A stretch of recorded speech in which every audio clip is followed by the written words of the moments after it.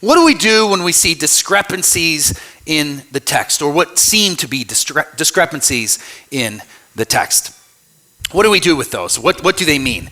I'm going to put something up on the screen and you're going to read it and you might feel a type of way. Don't get mad. Let me explain it first, okay? So, how important are these discrepancies in the text? What do we do with them? Is it a big deal? And here's what I would say. I would say it doesn't really matter, okay?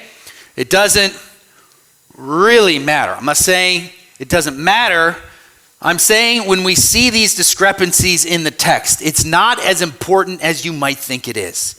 It's not as deep, it's not as heavy, it's not as complex.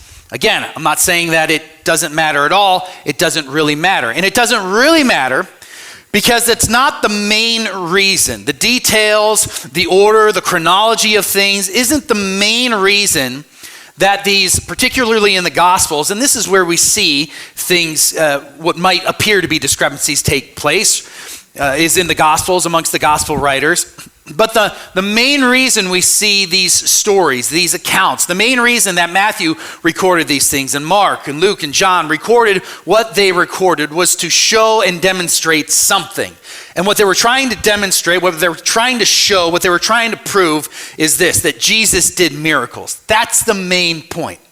Whether or not the centurion himself showed up and talked to Jesus, whether or not the centurion sent servants to talk to Jesus, it doesn't really matter. Now, lock into this.